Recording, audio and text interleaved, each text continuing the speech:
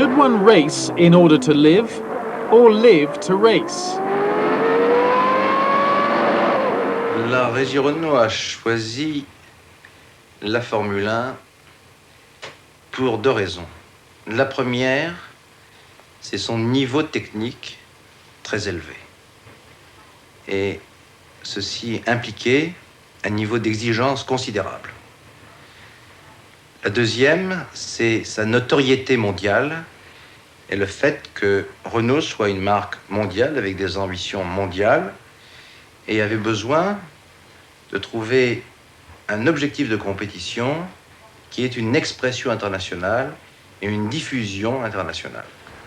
Well, I've always enjoyed motor racing. When I was a child at school, I found it a fascinating subject, and it really dominated everything I thought about when I was young. That terrific enthusiasm pushed me into racing, supported me throughout all the difficult times, and even today, when we're quite successful, it's still as strong as ever. There's no doubt about that. It's just something from within. There seems little in common between the reasons why a major automobile manufacturer and a small specialist team go racing.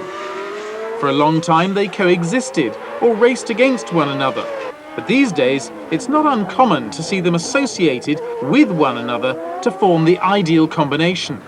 In the early days of the car, the reasons why a manufacturer should go racing was scarcely any different to current reasonings. Quite simply, racing was a way for those manufacturers involved to prove to their clients the qualities of their products, for the cars that they raced were virtually identical to those which they sold. In the 20s, however, the technology of Grand Prix racing needed to be more specialised, and so bigger manufacturers such as Peugeot, Fiat, even Mercedes, moved away from racing, allowing specialist sports car manufacturers to take the stage. This then was the great age of Delage, Alfa Romeo and Bugatti, who found that racing not only enhanced their corporate image, but also fed the bank balance, as they were able to sell racing cars to wealthy gentlemen drivers. And until the end of the 60s, Grand Prix cars were painted in their national colours, British racing green, Italian red and French blue. This suggested that Grand Prix weren't simply contests between manufacturers and teams, but also between great industrial nations. In the quest for status and propaganda, the leaders of the Third Reich soon appreciated the prestige to be gained from winning with German technology, flying the flag which denoted the increasing power of Nazism. So, at the beginning of the 30s, they began to encourage their major motor manufacturers to enter Grand Prix racing as it was then. But it wasn't enough just to participate. It was imperative to win, and even, if possible, to totally dominate their rivals.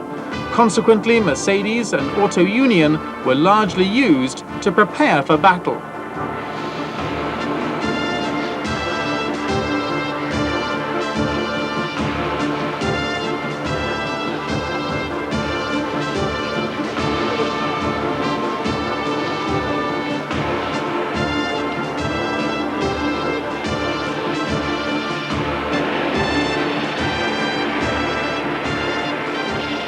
The two major German manufacturers were tempted by large subsidies and launched their campaign with a standard of equipment unknown until then, and results weren't long in coming. Faced by this formidable armada, better organised and extremely well equipped, the opposition of Italian and French specialist manufacturers crumbled. Just as quickly and efficiently, a few years later the same nations would come up against similar opposition of a much more ferocious nature. Unfortunately, all this could be seen in hindsight, but few of the nation's leaders could actually see the nature of the threat so obviously demonstrated by their future enemy. In the meantime, the Silver Arrows won all the great races between 34 and 39, perfectly fulfilling the role and succeeding in the mission which the Nazis had assigned them. In the eyes of the world, they represented and symbolized the efficiency of the regime that promoted them. The idea of motorsport as an instrument of propaganda had just begun. Today, thankfully, there are no examples of Formula One being used to such ends. Nevertheless, the very expensive subsidy which Fiat has paid to Ferrari since the late 60s is motivated by similar considerations and with similar reasoning. Fiat is exceptional in that it owns almost all the major Italian car manufacturers, but the directors see Ferrari as flying the flag for Italian national industry as a whole. So each Ferrari victory is seen as being a selling aid, not only for Fiat's, Lancias or Alfa Romeos, but also for machine tools, washing machines, and a host of other products of engineering. Besides, Ferrari have never changed their traditional national colours.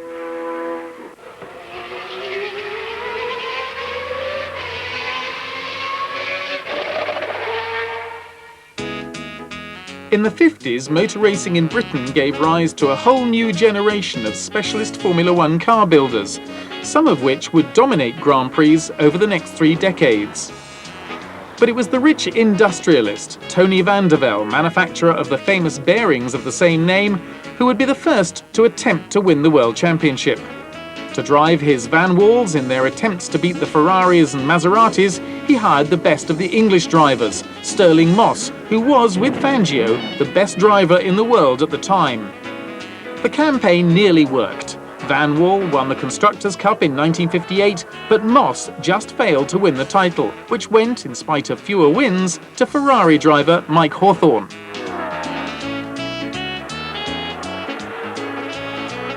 At the same time, with the support of British Steel and with the aim of promoting British industry as a whole, British Racing Motors, or BRM, was created, which, after an extremely hesitant start, slowly began to establish itself as a #1 team, led at one time by the talented Frenchman Jean Berrat.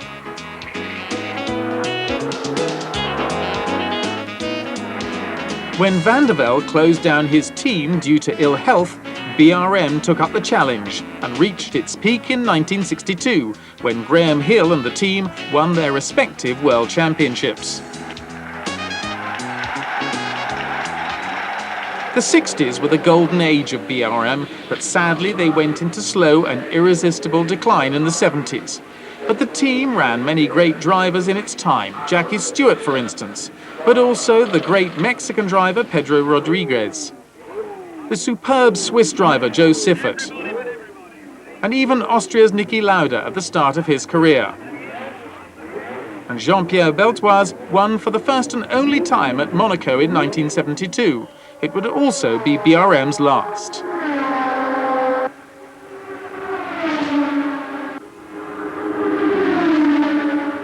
But the end of the 60s saw a new structure in place in Formula One.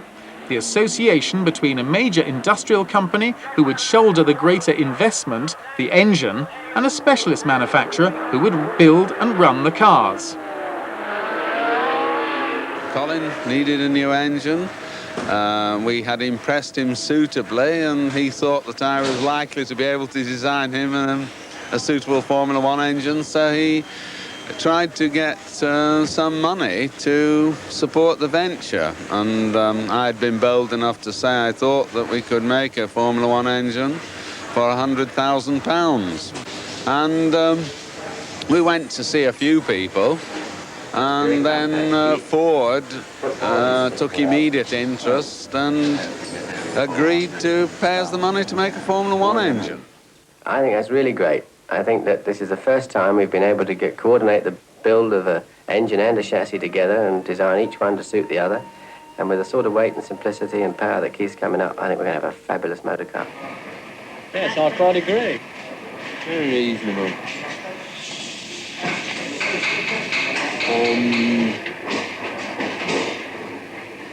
I would say that was about 50,000. Walter Hayes was a public relations director with great foresight. He could envisage the huge profit that Ford could make out of its Formula One involvement. Thanks to him, Ford invested a relatively small sum of money and gained an enormous amount of prestige and publicity by participating in just such an operation. In structural terms, the Lotus 49 was innovative because the engine was a stressed member, a structural part of the chassis which carried the rear suspension. This was something that would later be universally adopted on all Formula One cars. Its V8 engine was designed and developed in the workshops of Cosworth, a small English engineering company which until then specialised in building competition engines based on small capacity production blocks. It would therefore have seemed risky to have thrown them suddenly into the deep end. But that's where Hayes and Chapman were clever, correctly assessing their potential and having confidence in them. They would be paid back more times than they could ever have hoped for. Two Lotus Fords made their debuts on June the 2nd, 1967 at the Dutch Grand Prix, and it was sensational. After Graham Hill dominated practice, Jim Clark won the race ahead of Brabhams and Ferraris. It would be the first in an extraordinary series of more than 150 wins for the V8 Ford Cosworth, which would establish a record unprecedented in the history of motorsport. But the use of this engine would not remain the exclusive right of Team Lotus, and gradually it would take over as a power unit for the majority of the field, to the point where, but for Ferrari, Formula One might quite simply have become Formula Ford. Obviously, the entire structure of Formula One had been transformed. There was no longer need to invest huge sums in the manufacture of an engine. All a team had to do was to buy a Ford Cosworth to be sure of being powered by a competitive engine. The era of what Enzo Ferrari disdainfully called the assemblatori, the kit car manufacturers, had begun. We seem to manage to beat them all with, first of all, Lotus, and then the Matra came out and with Jackie Stewart driving, and then McLaren, and we gradually got most of the good teams, and therefore we won most of the races. Between 1968 and 1982, 15 years, the V8 Ford Cosworth DFV won titles for no less than 12 world champions. Stewart, Rindt, Fittipaldi, Hunt, Andretti, Jones and Rosberg all owed their titles to that power unit. And it would win its 154th and final victory in the United States East Grand Prix in Alboretos, Tyrrell, after 16 seasons of great and loyal service, an incredible record of staying power. This success story marked a break in the pattern of the history of Formula One. In spite of occasional Ferrari success, it now appeared that the task of making a complete Formula One car had become a handicap for a team, as was illustrated by Matra's experience. When he entered Formula One, Matra boss Jean-Luc Lagardère quite sensibly opted for a two-pronged approach. On the one hand, he supplied the Tyrrell team with chassis into which they fitted the ubiquitous Ford Cosworth V8. But at the same time, he set up a 100% Matra team, whose cars were powered by their own superb V12. On paper, this engine had more potential than its rivals, because its basic design meant that it should have been able to rev higher and thus give more power. But on the minus side, it was a lot thirstier, and worst of all, a lot more complicated. Consequently, it took longer to develop, particularly as the team was a lot less experienced than its British counterpart.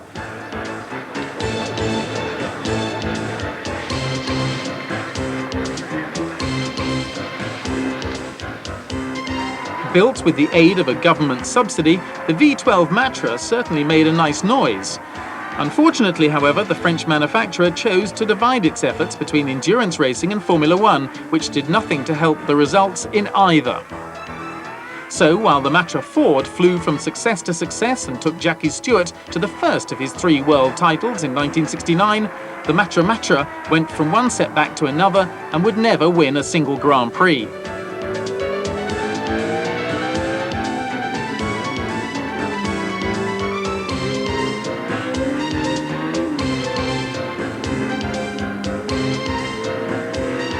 In fact, it wasn't until 1977 that the V12 won, and then it was fitted into the back of a Ligier, driven to victory in Sweden by Jacques Lafitte.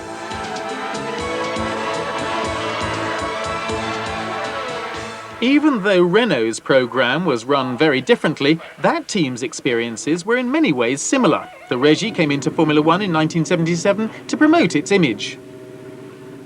Nous pensions que la première preuve que nous devions faire, c'est de montrer que Renault faisait de la compétition et accédait progressivement au niveau de notoriété mondiale avec cette compétition, mais en même temps, elle voulait développer une technologie de pointe qui pouvait avoir des retombées sur l'image technique de Renault et éventuellement sur des produits de série futurs.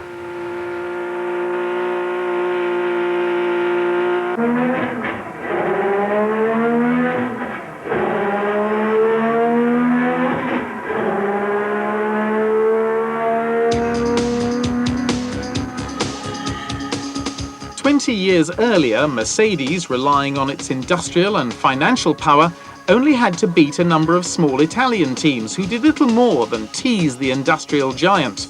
By throwing all its resources behind its campaign, Renault hoped to have the same success.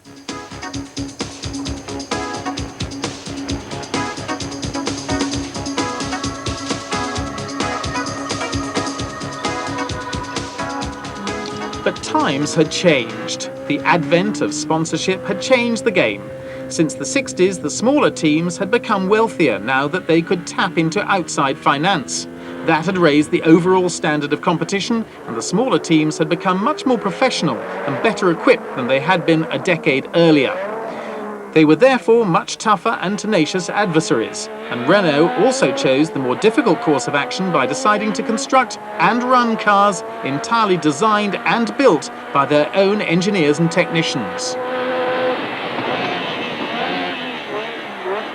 Je crois qu'il aurait fallu désolidariser plus vite l'équipe de course de Renault pour qu'elle soit plus indépendante et plus souple. Si j'avais à refaire, c'est maintenant, je dirais, peut-être en 81 ou 82, fallait-il déjà couper le cordon ombilical qu'il y avait avec les motoristes qui faisait que l'ensemble de l'équipe moteur plus châssis était peut-être plus lourde à manier qu'une équipe anglaise.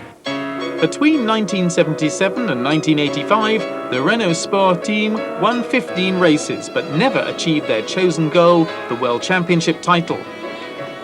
Honda tried to do the same thing, but with no more World Championship success in the 60s, winning just the 1965 Mexican Grand Prix. But having learned this lesson, the Japanese manufacturer then enlisted the help of Lola and Surtees as partners. However, this was no more successful and was soon curtailed.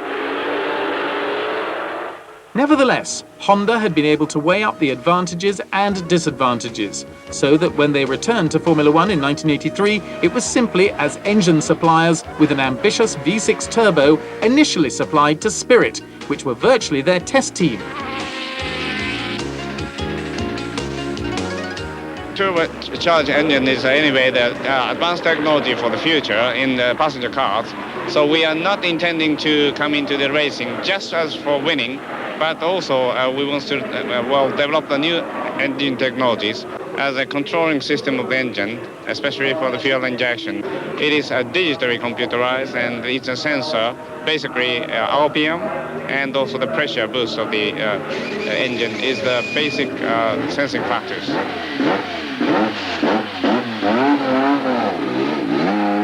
Honda's approach set new standards in that they drew on all the major elements from their factories and seemed not to have a budget. Even so, the Japanese also appreciated that they needed to enlist the help of a major and successful partner. Within 6 months, they had teamed up with Williams, the previous year's world champions.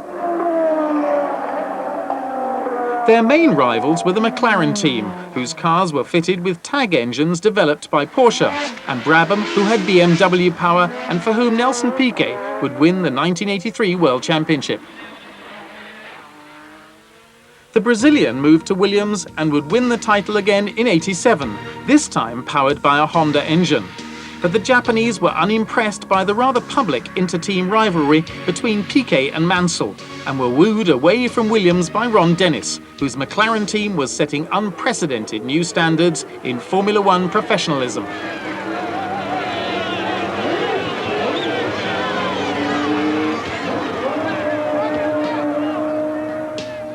Once again, this partnership was one between a large automobile manufacturer and a small specialized team concentrating solely on Formula One.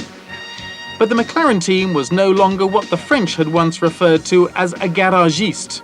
McLaren was now a highly professional team with very tight organization which left nothing to chance, whose perfectionism, presentation and preparation surpassed anything previously seen, helped in no small way by a sizable budget courtesy of sponsors. What Ron Dennis had done was to set his sights higher than perhaps anyone before. He wanted to totally dominate the sport with faultless reliability, reaping total success. He found the budget, and in so doing, established new standards for his competitors to aim at. In the meantime, this battle plan, allied to Japanese stringency, would carry all before it. Into this perfect mix, Dennis added the best two drivers he could find, Alain Prost, the champion of the 80s, and the only man perhaps capable of beating him on a regular basis, Ayrton Senna.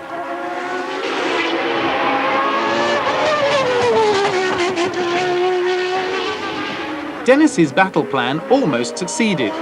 Without Honda engines, the Williams team were almost and also ran, allowing the McLaren pair to share 15 victories from a possible 16. Only the Italian Grand Prix was missing from their record, allowing Ferrari a face-saving victory. Honda, with McLaren, would win the 89, 90 and 91 championships, giving them a full house total of 6 constructors' titles in 6 years and 5 drivers' titles. Only Ford and Ferrari had more victories, but over a much longer period of time. Between 86 and 91, Honda's engine dominated Formula One, almost without rival. But by the time the Japanese manufacturer decided to quit Formula One during the 92 season, they had found a worthy rival. Ce matin, nous avons terminé la négociation et avons signé avec Williams un accord de partenariat valable sur 3 ans, 89, 90, 91, où nous fournirons les moteurs à l'équipe Williams. Renault had pulled out of Formula One at the end of 86, having failed to win the world title and suffering a period of financial difficulty. Now they had returned as an engine supplier to the team who had first taken Honda to victory. Frank Williams and Patrick Head still led the team. Patrick Faure, the boss of Renault Sport, was less demanding than Ron Dennis had been. He wanted victories in 90 and to be a World Championship contender in 91. Bernard Dudot's Renault engine team had spent its 2 sabbatical years usefully, taking advantage of the time and change in regulations to design a V10 like Honda's. The new rivalry of Franco-British team versus Anglo-Japanese had the scent of a Europe versus Japan confrontation. Frank Williams' team, however, still didn't have the strength of Ron Dennis's McLaren. It would take 2 years to rival them. But Renault's engine was immediately promising, and they had found an associate of a caliber that was missing during their previous efforts with the turbo. A team that was very experienced, could react quickly, and was totally independent, allowing it to exploit its partner's effective means without the burdens of a large enterprise. In order to beat McLaren Honda, both Williams and Renault quickly realized that they would have to take engineering risks so that their rivals' weak point became their conservatism. To begin with, this proved costly until they became reliable, and then they began to pay off.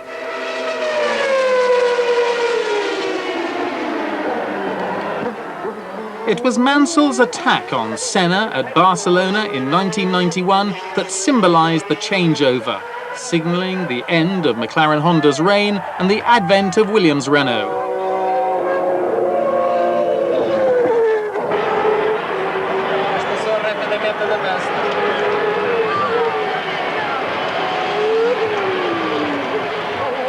Even so, Mansell, in spite of winning 5 races, was still unable to prevent Senna winning the title. But the program was underway, and he would succeed in 92 when Mansell, Williams and Renault would win their titles. Thanks, guys. Where Renault had failed in their turbo era, and where Scuderia Ferrari also failed, was that they did not have the partnership enjoyed by McLaren and Honda, Williams and Renault. They illustrated that after 80 years of Grand Prix racing, the battle between major manufacturers and specialized teams was a draw. They had to work together to be successful. That way, it was possible to draw the maximum amount of knowledge and enthusiasm from the former to begin with, but also the great financial power from the latter, who could invest much more heavily. At the beginning of the 90s, there was no other way of attaining technical perfection in Formula One. Both methods of tackling the same job had had their day, and the ideal solution was a combination of the two.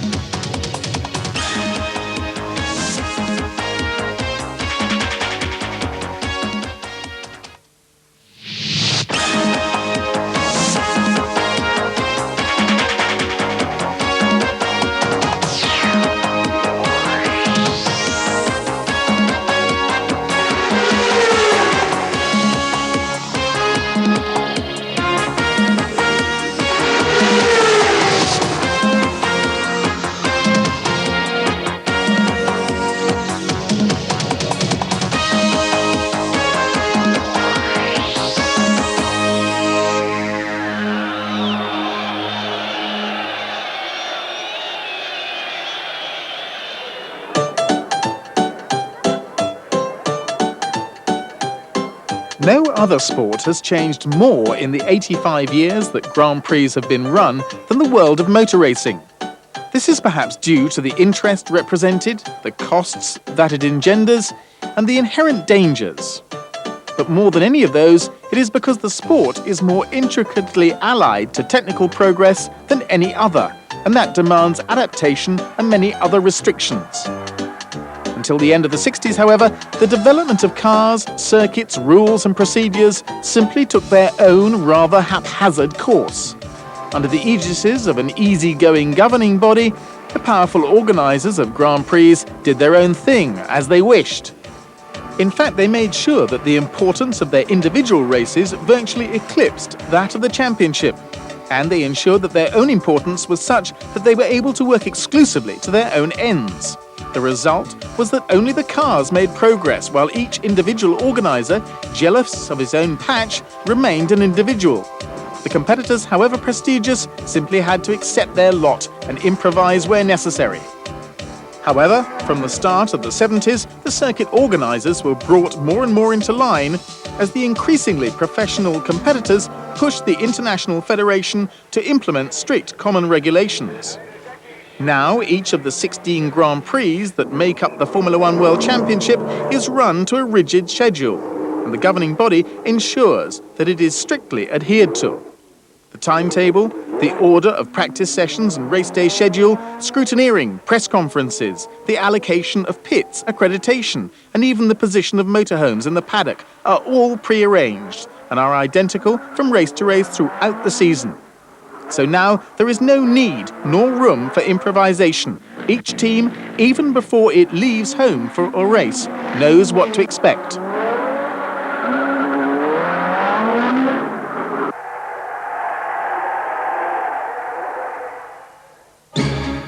Apart from trips to overseas races, cars and equipment are taken to races by magnificent, purpose-built transporters rivaling one another in prestige and power. Basically, the race has already begun.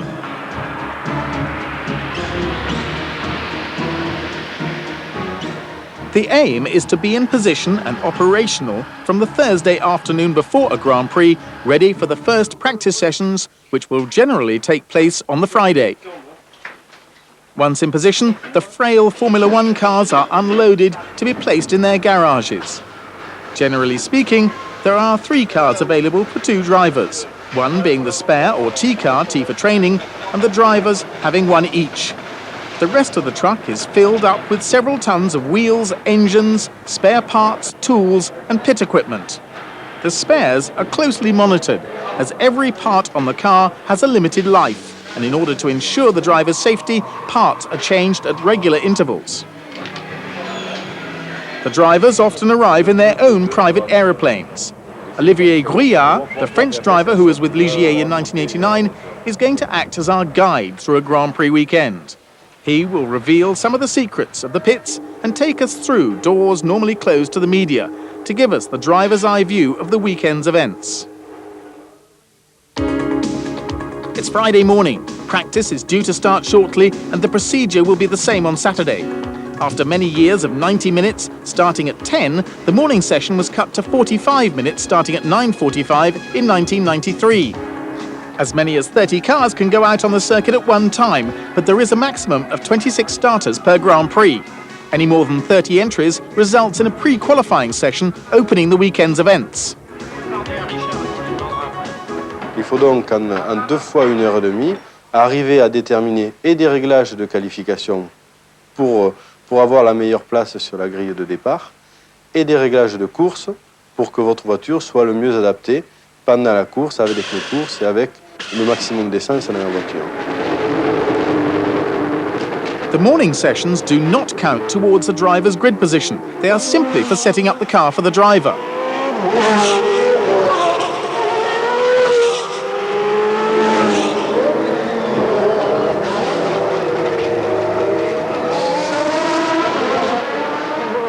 On ne vous demande pas d'être au maximum de la voiture et il est préférable de bien se concentrer sur les réactions et sur le comportement de votre voiture pour bien arriver et à l'analyser et à donner le maximum d'informations à l'ingénieur et à l'équipe pour modifier la voiture et la rendre plus performante. Il y a un truc qui va pas, Richard. Il faut qu'on se dépêche à trouver ce que c'est ou alors on saute sur la voiture. Le seul truc qu'on peut y avoir, c'est les pressions qui sont 10 fois trop hautes par rapport à ce qu'on avait fait la dernière fois. Le temps n'est pas le même, etc. De notre information, quand je freine, je suis en survirage, c'est-à-dire je pars comme si hop, de suite à décrocher de l'arrière. Ça me donne l'impression qu'on a beaucoup déroulé sur l'avant parce que tu regardes les 180, 160. Je refais 2 tours mais avec beaucoup moins de pression. Un 250 et un 150 à l'arrière pour voir si ça vient de là. The understanding and relationship which a driver has with his engineer, who is responsible for setting up his car, is one of the most important factors regarding a driver's performance in motorsport. The driver has to describe accurately how his car is behaving and its reaction to changes. The engineer has to analyse the information that he receives in order to eliminate the faults and to work out the best solution. To do this, there is a whole range of elements that can be changed, and changed quickly. Formula One cars are specifically built so that this can happen. It's essential because not only do circuits themselves change from one to another, but track conditions at the same circuit can change.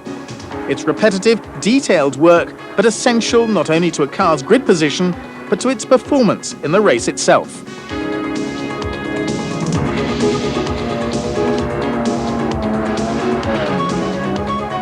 The parameters are more numerous when it comes to the engine, but electronics have replaced the driver in providing information for the engineers. They have readouts and monitors with which to oversee, analyse and if necessary modify their super sophisticated and powerful machines. While the cars are out on the circuit, microprocessors on the engines record and transmit information to the pits, where the engine technicians can simultaneously follow everything that is going on in their engines, for lap after lap.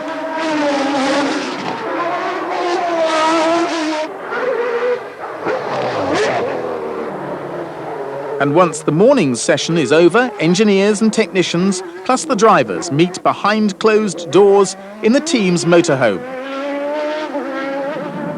Le but du briefing, bien entendu, c'est de faire une synthèse de la séance d'essai qui vient de se dérouler. Il faut avoir une démarche très rationnelle. La première des choses à faire, c'est par exemple les gros problèmes. Si vous avez un problème moteur, est-ce qu'il faut le changer, est-ce qu'il ne faut pas le changer? Si vous avez un problème de frein, si vous avez un problème d'embrayage par exemple, s'il y a des grosses modifications à faire sur la voiture, il faut le dire très vite, faire un choix très rapidement pour que les mécaniciens puissent changer telle ou telle pièce sur la voiture.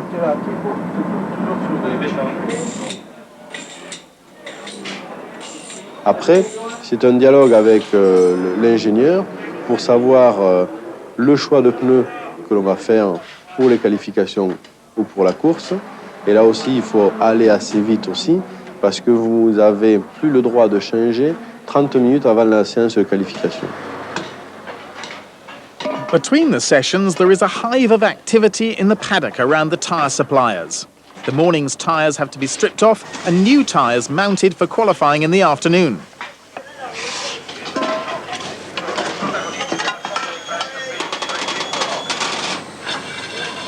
What are the various different demands on tyres?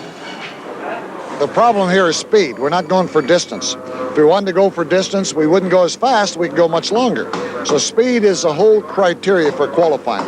And the faster you make it, the less long it's going to go.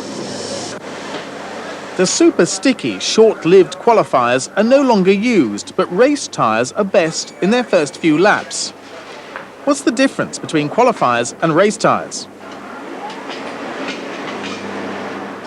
Basically, the construction is the same as a racing tire, but the compound is much, much softer. It's intended to get hot very fast, grip very good, and not necessary to last very long. All you want is heat and grip for a very short period of time. Before changes in 1993, each driver was able to use just 8 tyres per hour-long qualifying section. Marshals and officials checked each car as it went out to ensure that it was using tyres within that allocation. The limitation of tyres is an attempt to iron out the advantages of the wealthier teams able to buy many more sets than the less well-off teams. But it also means that tyre companies don't have to bring the more than 3,000 tyres they already have to transport to circuits. Once mounted on their rims, the tyres are placed in small ovens or the tyre covers that keep them warm once they are mounted on the cars themselves prior to the driver going out onto the circuit. It's 1 o'clock in the afternoon. This is the most intense part of the weekend, apart from the start of the race itself. Qualifying on Friday and Saturday was 1 hour. Now it's 45 minutes, and in that time, drivers must try and set the best times for one lap that they can. The timing for all Grand Prix was originally established by Longines and Olivetti, although Tag Heuer recently succeeded Longines.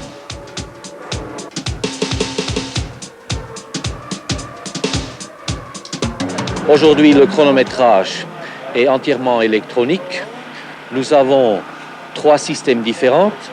Le premier système, c'est l'identification par un émetteur qui est monté sur une voiture, et au moment où la voiture passe la ligne d'arrivée, il y a un signal qui est donné directement dans la cabine de chronométrage. Au même endroit, il y a encore une photocellule qui prend par la coupure de la lumière. Ça donne aussi un signal dans la cabine. Ça, c'est le deuxième système. Il y a un troisième système. Ça, c'est le système vidéo. Nous avons créé une caméra qui filme le point de l'arrivée avec 100 images par seconde. Et on a donné à chaque image une impulsion de temps. C'est-à-dire, nous pouvons, avec ça, prouver un temps. It's a short, sharp competition, drivers on the line for a matter of a couple of minutes, no room for error, everything to play for. The times appear as they happen on timing monitors linked directly to the control tower, giving an immediacy to the whole operation. Without doubt, the master of the art is Ayrton Senna, the out-and-out record holder for the number of pole positions. No one else but he has so successfully managed to combine intense concentration, total determination, utter commitment, and risk-taking. Ayrton Senna is a phenomenon in qualifying, a demon. When he's on the track, all his rivals hold their breath as they anxiously follow him around the circuit. He is the standard against whom everyone else is judged. All eyes are upon him. After a relatively slow warm-up lap to bring in his tyres to the correct working temperature and condition, Ayrton flies, wringing from the tyres, his car, its engine and himself the very last ounce of performance as he practices his art.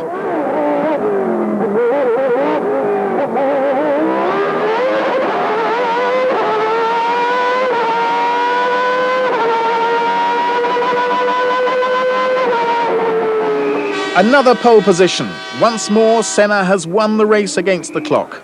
But like every other driver, however, he is subject to the same checks and scrutiny by officials. Here, the car is being weighed to ensure that it doesn't weigh less than the minimum imposed by the regulations. Should it do so, Senna's time could be disallowed. But Senna and his team don't need to cheat to be quickest. For the media, then, the story will be the same. Senna on pole again will be flashed around the world by the army of journalists, which covers motor racing in numbers only rivalled by the Olympic Games and the Football World Cup. Saturday evening, the battle for pole has been rough and has left its mark.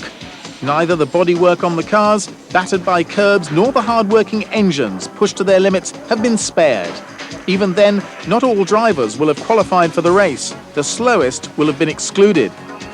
But the engines and gearboxes of the 26 drivers who have qualified will be checked and very often changed for the race itself.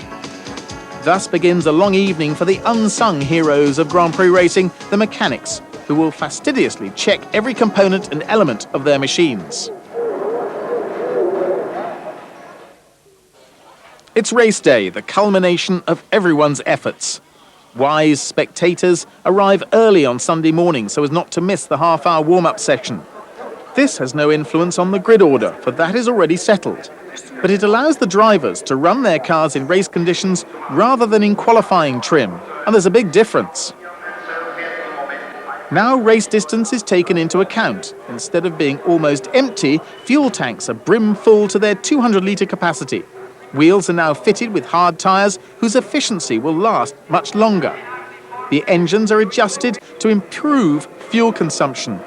Aerodynamics are changed. For those further back, the aerodynamic load is eased to facilitate overtaking rather than to give maximum grip under braking and in corners. The warm-up is the final opportunity to test for race conditions.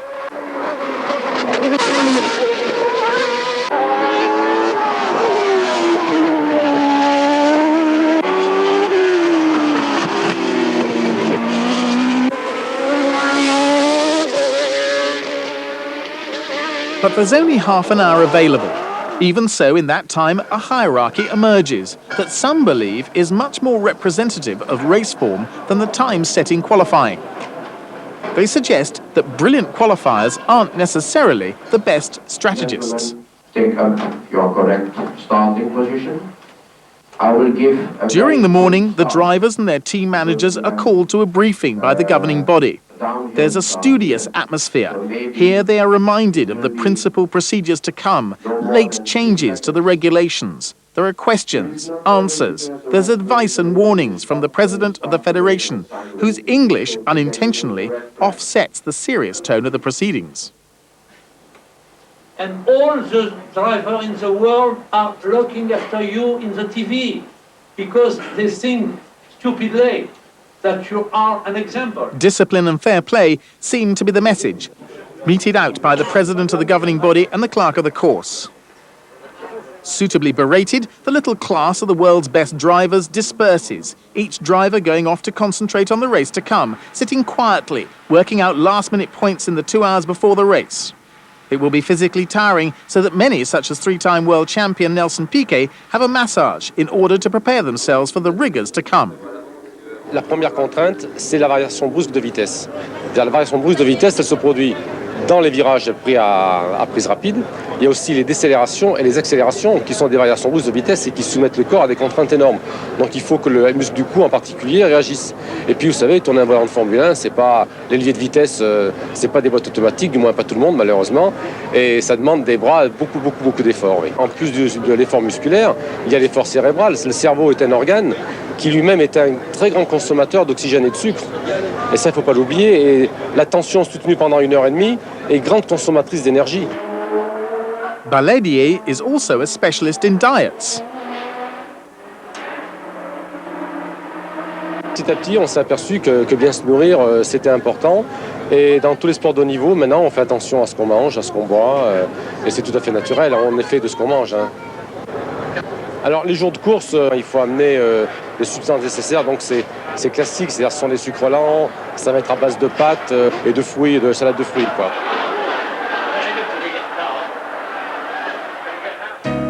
Others have less rigorous preparations. Journalists, like VIPs, look after the inner man prior to the afternoon's labours. Spectators feast their eyes on the focal points of the weekend as the cars receive last-minute attention.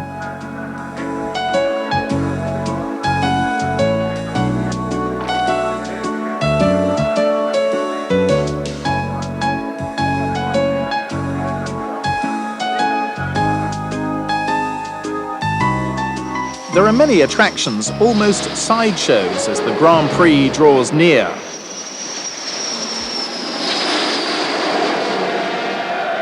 But tension is mounting. 10 minutes before the pits are open, drivers like gladiators march to their pits to find their cars. The pits are open for 15 minutes. All the cars must now come out onto the grid. During this time, they can do as many laps as they like, the very last laps, to test for any uncertainties. The level of concentration mounts again.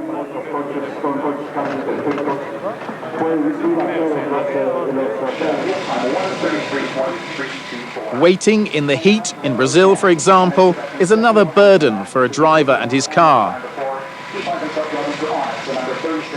Fuel tanks are protected. Dry ice cools the radiators. Patrese uses a refrigerated skull cap to keep a cool head.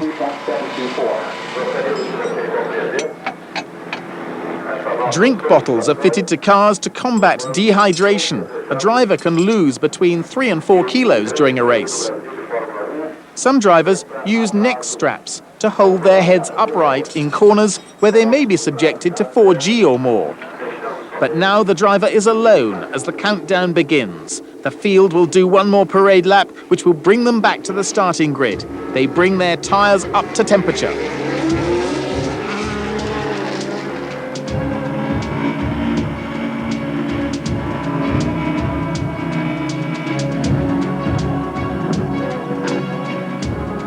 The cacophony produced by 26 hybrid engines no longer worries the drivers. They are completely isolated from the outside world. They hear nothing, see nothing. Their concentration is at its peak as doubt and fear raise pulse rates. This is the moment of truth.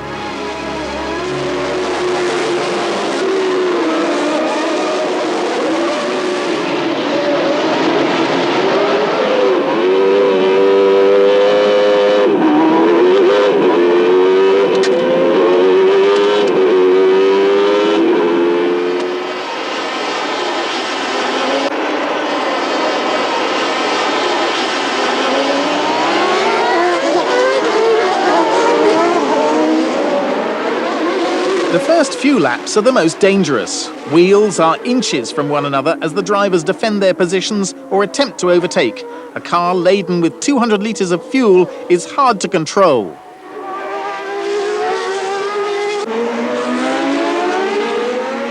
It is now that most of the incidents occur. Accidents rarely allow a driver time to be frightened, but they often mean an early end to the day. In the pits, however, the car's progress is eagerly and anxiously followed by the team. He should be here by now. What happened to him? Ah, there he is. That wasn't him. Hope and disappointment are just two of the emotions felt in constant and quick succession, with accompanying powerlessness, even uselessness. Now everything is down to the driver. Little can be done in the pits. It was different during the turbo era of the 80s. Refuelling was then permitted during a Grand Prix so that team members shouldered considerable responsibility, equal to the amount of danger. An error not only threatened a car's participation, but its driver's safety. Now, pit stops increasingly revolve around the necessity for new tyres. It's a less dangerous exercise and promotes a race within a race. The best teams can change 4 wheels in under 5 seconds, thanks to air hammers, intensive training and meticulous organisation.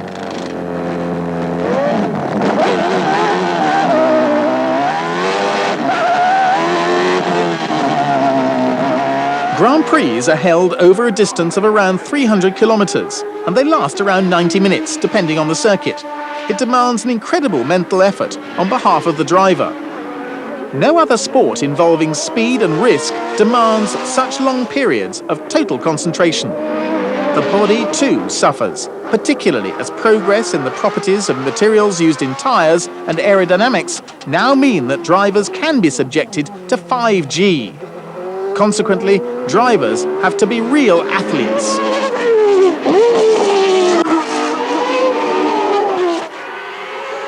"16 times a year, motor racing's traditional checkered flag greets the hero of the day. Winning a Grand Prix is not the privilege of many. Between 1950 and 1990, 40 years, just 68 drivers have shared victory in the 500 Grand Prix run in that time. It's a sport that is so hard fought that even those who finish in the top 6 and score World Championship points regard their feat as a minor victory.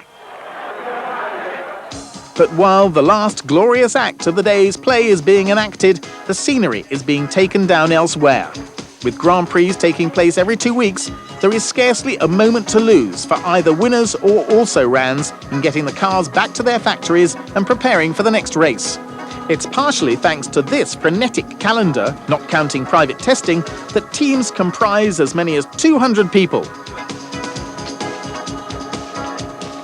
Now begins another race, that of getting back to France, Britain or Italy, the 3 main countries involved in Formula One.